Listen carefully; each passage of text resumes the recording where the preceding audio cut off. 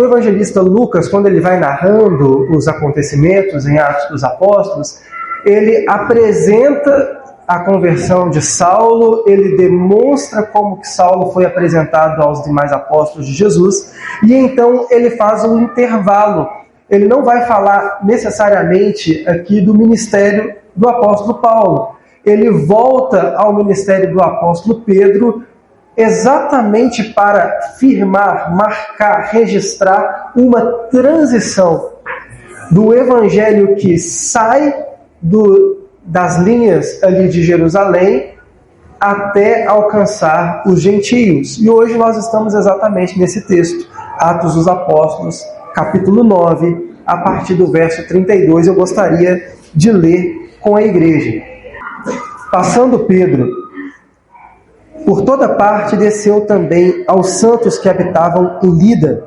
Encontrou ali certo homem chamado Enéas, que havia 8 anos jazia de cama, pois era paralítico. Disse-lhe Pedro: Enéas, Jesus te cura, levanta-te, arruma o teu leito. E imediatamente se levantou. Viram-no todos os habitantes de Lida e Sarona, os quais converteram ao Senhor. Havia em Jope uma discípula de nome Tabita, nome este que traduzido quer dizer Dorcas. Era ela notável pelas obras e esmolas que fazia. Ora, aconteceu naqueles dias que ela adoeceu e veio a morrer, e depois de levarem, puseram-na no cenáculo, ou no segundo andar. Como Lida era perto de Jope, ouviu os discípulos que Pedro estava ali. Enviaram-lhe 2 homens e lhe pediram: não demores de vir ter conosco. Pedro atendeu e foi com eles, e tendo chegado, conduziram para o cenáculo. E todas as viúvas a cercaram, chorando, e mostrando-lhe as túnicas e vestidos que Dorcas fizera enquanto estava com ela. Mas Pedro, tendo feito sair todos, pondo-se de joelhos, orou, e voltando-se para o corpo, disse: Tabita, levante. Ela abriu os olhos e, vendo a Pedro, sentou-se. Ele, dando-lhe a mão, levou-a e chamou os santos, especialmente as viúvas, e apresentou-a viva. Isso tornou conhecido por toda Jope, e muitos creram no Senhor. Pedro ficou em Jope muitos dias, em casa de um curtidor chamado Simão. Amém? Pai, a Tua palavra está diante de nós. Aqui nós temos pelo menos 3 cenas notáveis que a gente pode aprender, que nós podemos compreender e colocar em prática no nosso ministério. Nos dê graça, fale conosco no nome santo de Jesus. Amém. Meus irmãos, o Senhor Jesus nos chamou para fazer discípulos. O Senhor Jesus nos chamou para que, onde quer que nós possamos ir, que Ele mesmo possa atuar por meio de nós. Tem uma canção, tem uma frase recorrente que diz que hoje a igreja, nós somos as mãos e os pés do Senhor. Hoje tudo o que acontece na história deste reino que está em expansão ocorre por meio da igreja. A igreja é o corpo de Cristo, é a parte visível de Cristo que está na terra. O reino está em expansão. O reino estava em expansão aqui no ministério apostólico. Ele ainda está em expansão hoje. Você pode crer que o reino de Deus ainda se expande nos dias de hoje? Você pode pensar, mas existem megas igrejas, mas existem as estatísticas de que milhões e milhões de pessoas estão se convertendo. Não tem mais para onde se expandir o reino. Mas o reino se expande de um por um. A cada pessoa que nós encontramos, a cada pessoa que o Senhor confia a nossa presença, nós podemos compartilhar, nós podemos testemunhar, nós podemos oferecer uma face de Cristo, para que Ele se apresente, para que Ele transforme, para que Ele alimente o coração, para que Ele perdoe, para que Ele traga para esta vida no reino. Nesse momento do texto de Atos dos Apóstolos, nós temos narrado aqui uma história de Pedro. Ele se deslocou Pedro, que normalmente estava na cidade de Jerusalém, ele se desloca para outras cidades. Pedro tem uma ênfase no ministério que está entre os judeus. Mas nesse momento, ele desce àquelas pessoas, aos crentes, aos santos, como diz o texto, que habitavam em Lida. E lá ele encontrou um homem. Lá ele encontrou um tal de Enéas. E esse Enéas, ele tinha uma enfermidade, a qual já fazia 8 anos que ele estava acamado. Você já passou por uma experiência assim, de ter um parente em casa acamado? 8 anos acamado. É uma vida que se transforma, é uma família que se transforma em torno daquela pessoa que precisa de cuidados. Mas Pedro olhou para aquele Enéas e ele disse: Cristo te cura. E aquele homem então se levantou imediatamente. Essa é uma primeira cena que eu quero conversar com os irmãos. Os irmãos vão perceber que na primeira e na segunda parte desse texto, nós temos 3 princípios que se repetem. Acontecem 3 coisas aqui que dão o brilho do ministério de um discípulo que entende que o reino está em expansão. Primeiro, Pedro vai ao encontro das pessoas. É comum para nós, crentes, convidar as pessoas para virem ao nosso encontro. É comum que nós cheguemos em uma data especial, numa cantata de Natal, no aniversário da igreja, no momento em que vai ter uma festa aqui entre nós, e convidar as pessoas: venham comigo, vamos à igreja. Venha, vamos comigo, vai ter algo muito especial lá entre os crentes. Venham, nós vamos fazer uma festa e você não pode ficar fora dessa. É muito bom, é uma estratégia muito boa, muito válida.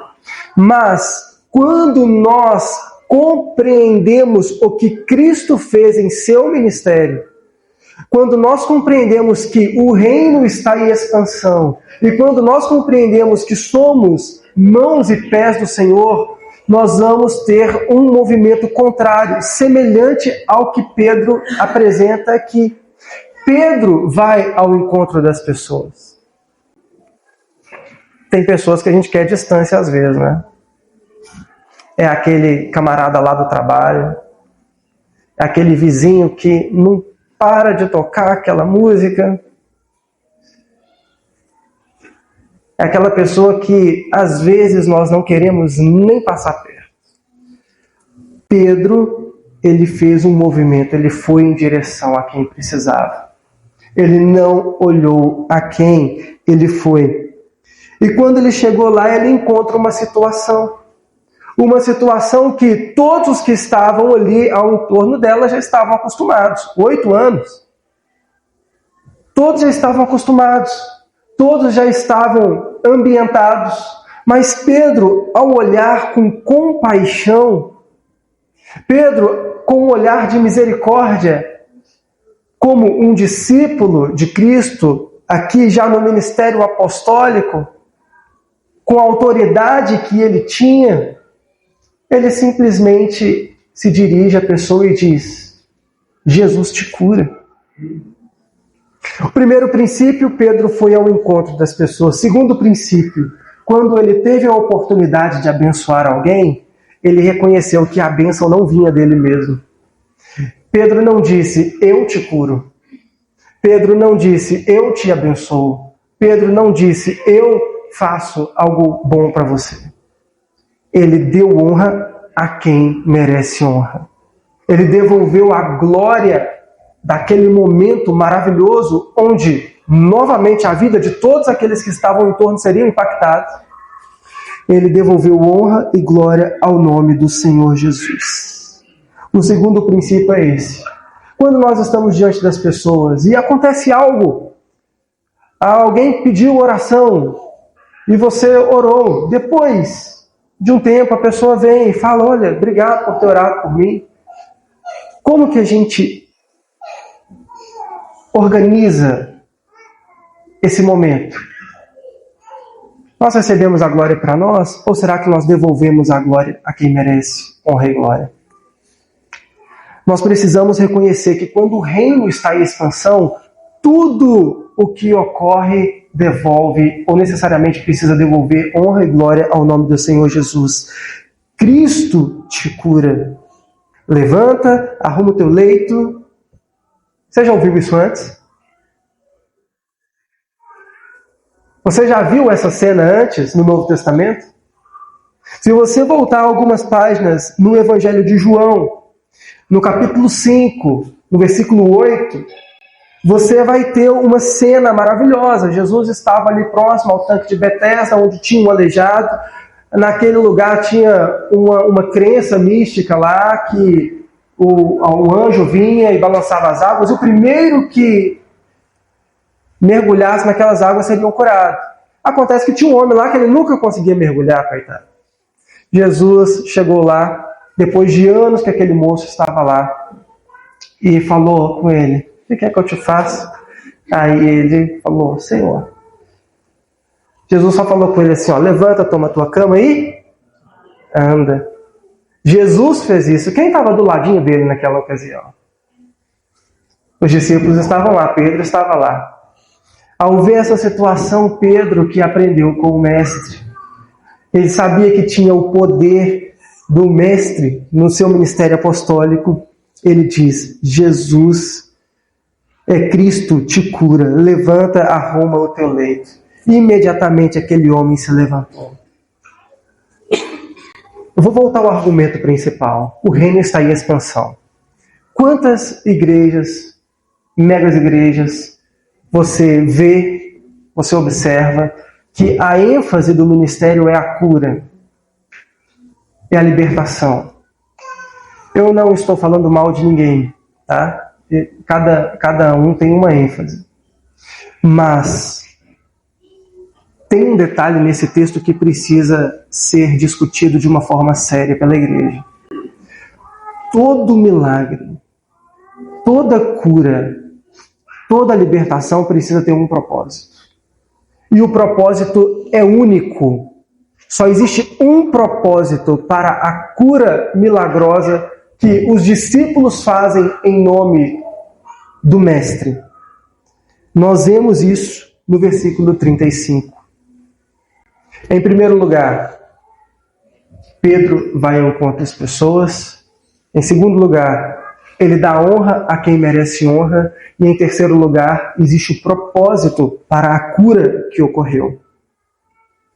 Viram-no todos os habitantes de Lida e Sarona, os quais se converteram ao Senhor.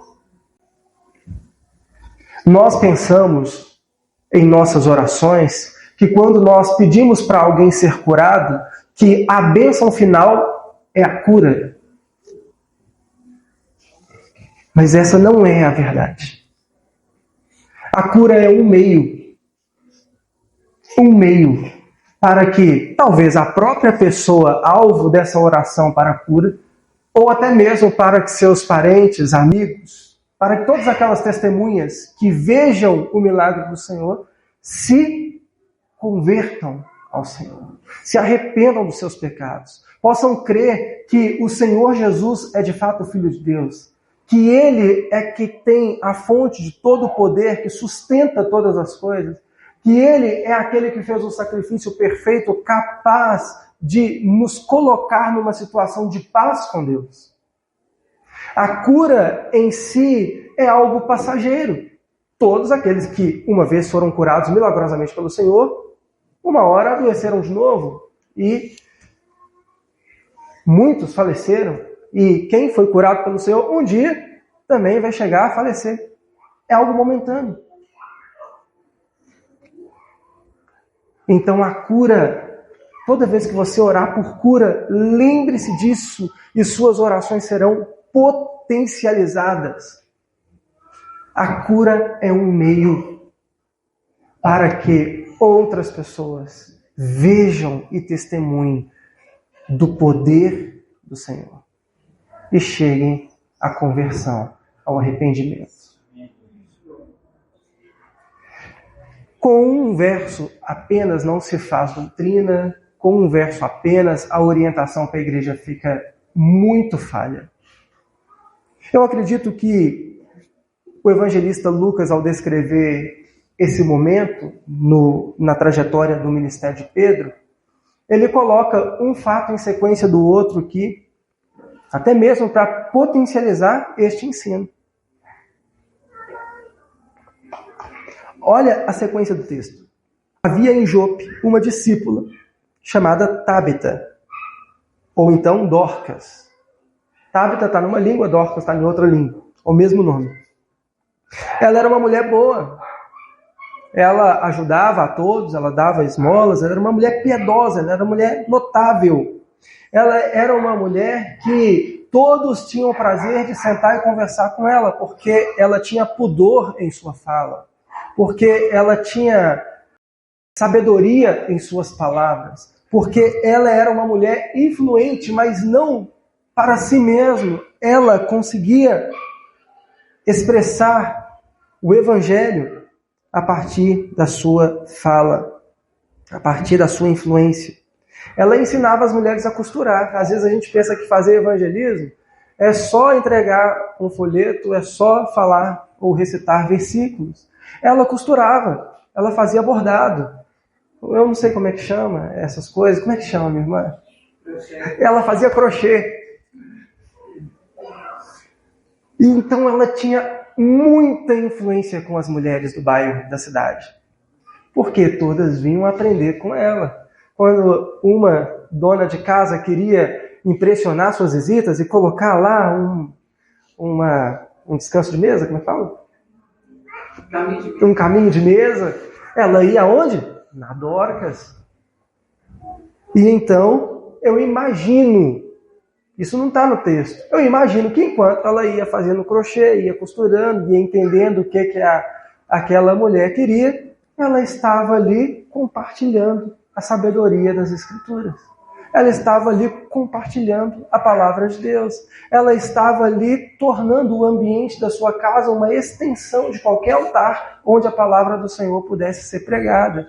Ela estava fazendo com que tudo à sua volta fosse um grande culto ao Senhor. Não com uma liturgia pré-programada, mas como um estilo de vida. Talvez ela tenha lido aquele livro do John Stott, Crer Também é Pensar.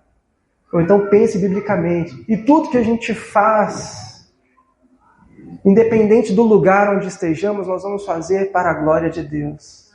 E isso é um grande evangelismo. Essa é uma grande expressão de como podemos exalar a essência da palavra de Deus que Ele já colocou em nosso coração. Mas acontece que ela adoeceu e o texto é muito dramático. Logo em seguida ela morreu. E todos ali ficaram muito chateados, todos ali ficaram muito tristes. Ela era uma mulher que naquele momento ia fazer muita falta para aquela comunidade. E as pessoas que estavam ali sabiam que Pedro estava numa cidade próxima, mandaram chamar. Pedro prontamente foi ao encontro das pessoas. Pedro prontamente, versículo 39, atendeu e foi com eles. Tendo chegado lá, eles conduziram Pedro ao segundo andar, onde eles tinham colocado a Dorcas. E então, ele fez todo mundo sair, versículo 40. Fez todos sair. Ajoelhou, orou e falou com ela. Tábita, levanta-te. Ela abriu os olhos e, vendo Pedro, se sentou. Eu vou te perguntar novamente, você já viu uma cena parecida como essa no Novo Testamento?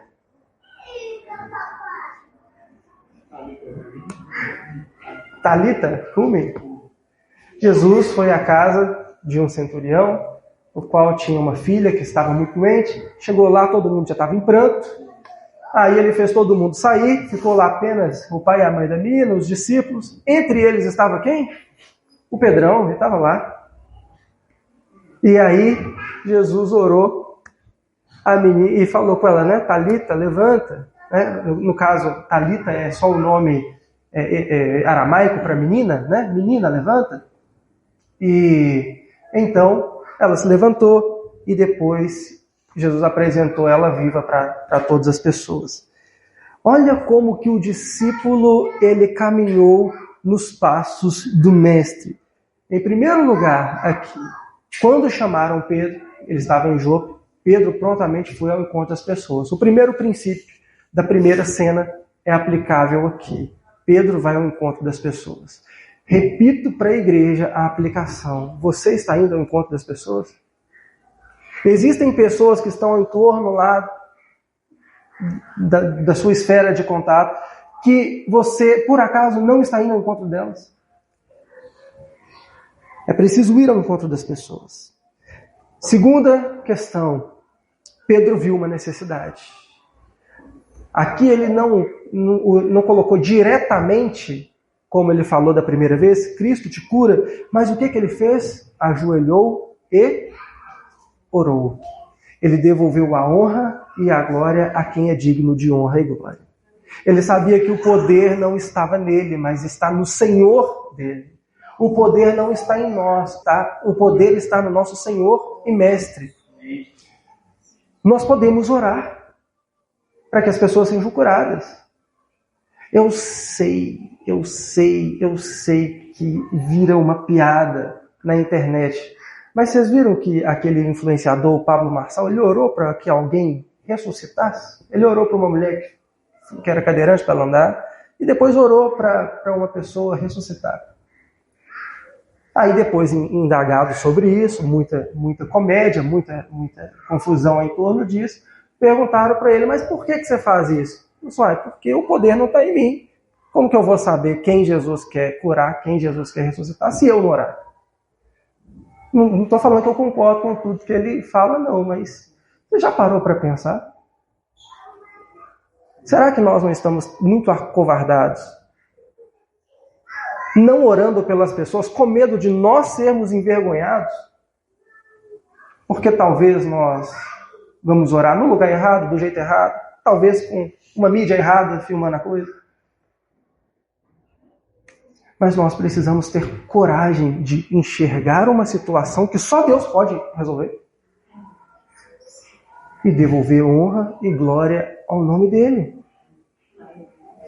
Sabendo que poder não está em nós, transformação não está em nós, nada disso está em nós. Mas o nosso Deus, ele tem todo o poder no céu e na terra. E nós precisamos crer que ele fez no passado, ele pode fazer hoje, por meio do nosso ministério, uma vez que nós somos mãos e pés do Senhor nesse reino que está em expansão. Depois disso, o que faltou dos 3 princípios? O objetivo. Dorcas aqui, ela já tinha até morrido, ela ressuscitou. Mas ela está viva até hoje? Não, chegou o tempo em que ela faleceu novamente. Então, nem mesmo esta ressurreição é um fim em si mesmo.